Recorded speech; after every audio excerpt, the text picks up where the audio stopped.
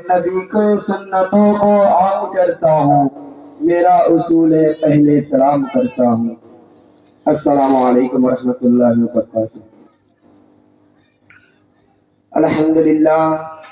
الحمدللہ رب العالمین، والصلاة والسلام على سید الانبیاء والمرسلین والنبیین وعلى آلہ واصحابہ اجمعین، اما بعد۔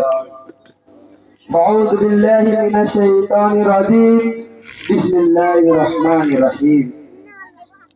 فقد قال اللہ تبارک و تعالی فی القرآن المجید والفرقان الحمید، وانتم العالون ان کنتم مومنین۔ وہ معجز تھے زمانے میں مسلمان ہو کر، وہ معجز تھے زمانے میں مسلمان ہو کر، اور ہم کھار ہوئے تارک قرآن ہو کر۔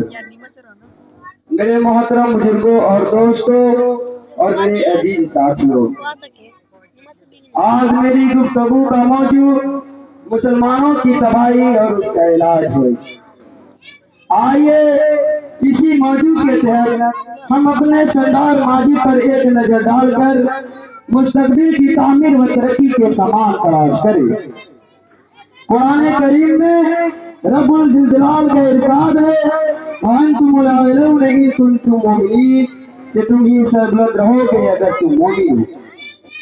یہ ارشاد باری ہماری پوری تاریخ کا اقتدار ہے اور اسی میں ہماری ترقی کا راز نمبر ہے۔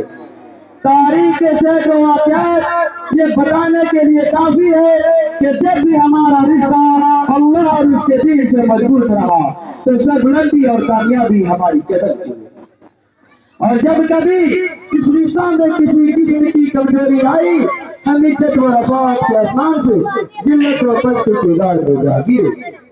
تاریخ ہمارے سامنے جنگ بدر کی مثال پیش کرتی ہے۔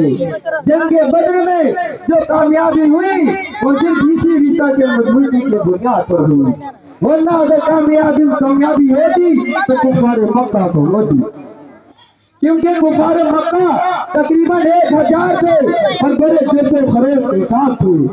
ان کے پاس 700 اونٹ اور 200 گھوڑے، نیز سب کے پاس تلواریں اور دیگر جنگی ہتھیار موجود تھے۔ ادھر ابو جہل، عتبہ، شیبہ، ولید، حنظلہ، عبید، حارث، امیہ بن خلف، نضر بن حارث، عبد المطلب جیسے شجاعت کو کہہ کر آزمود آباد تھے۔ ادھر بیچارے مسلمان بہتر و سامان کل تعداد 313، سواری کے لیے کل 2 گھوڑے اور 70 اونٹ ہے۔ ایک پر 3 4 آدمی سوار ہے اور بعض پیدل سفر کر رہے ہیں۔ کسی کے پاس تلوار ہے تو نیزہ اور کمان نہیں، اور کسی کے پاس نیزہ اور کمان ہے تو تلوار نہیں۔ میرے محترم بزرگوں اور دوستوں، جب مقام بدر پر پہنچتے ہیں تو دیکھتے ہیں کہ کفار مکہ بلند مقام پر خیمہ جما چکے ہیں جہاں پانی کی بھی فراوانی ہے۔ بیچارے مسلمان کو کوس کبھی زمین پر خیمہ جمانا پڑا، ایسی جگہ کہ اگر کسی کو پیاس لگے تو ایک گھٹ پانی پینے کو نہ ملے۔ اور جنگ کے اندر جتنے بھی اسباب اور جتنے بھی چیزوں کی ضرورت ہوتی ہے وہ سب کفار مکہ کو حاصل تھی، مگر جب لڑائی شروع ہوئی تو کفار مکہ غازی ملک کی طرح جاتے ہیں۔ کفار مکہ کا سب سے بڑا سردار ابو جہل جو بچے اور معاذ اونٹ کے ذریعے مارا جاتا ہے، اور عبداللہ بن مسعود اس کے سر کو چیرنے سے جدا کرتے ہیں۔ مسلمانوں، آپ جانتے ہیں یہ عبداللہ بن مسعود کون ہے؟ یہ وہی ہے جن کو مکہ کے شہر میں اسی ابو جہل نے مارتے بہت کر دیا تھا۔ آج میدان جنگ کے اندر وہی عبداللہ بن مسعود ابو جہل کا سر قلم کرتے ہیں۔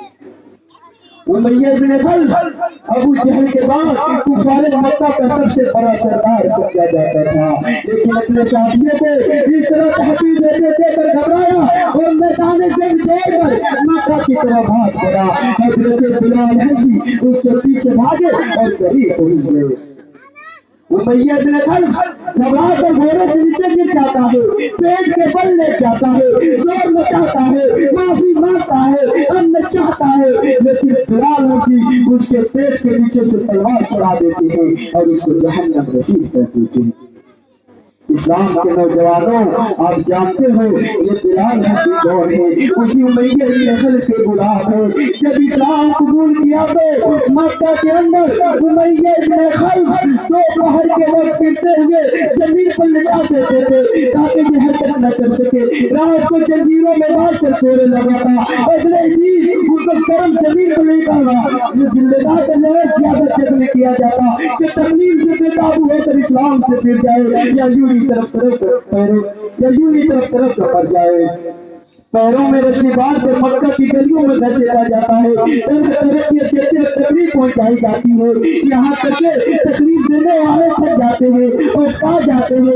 कभी उमैया इब्न खल्फ का नंबर आता है, कभी अबू जहल का नंबर आता है, कभी औरों का नंबर आता है।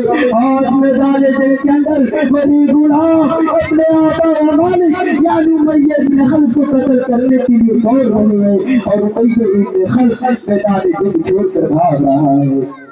मुसलमानों, वो कौन सी चीज थी जिसने गुलाम को गाली और आका को मगलूब कर दिया था? सच फरमाया अल्लाह तबारक व तआला ने, वहाँ को बुलाया लेकिन तुम मोमिनी कि तुम ही सर्वत रहोगे अगर तुम मोमिन।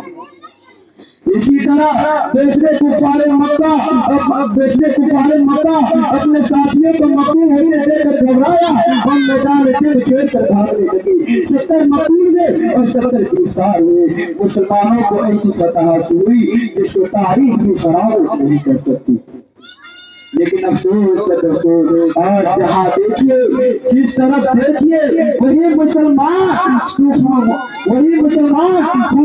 तूफान में गिरे हुए नजर आते हैं।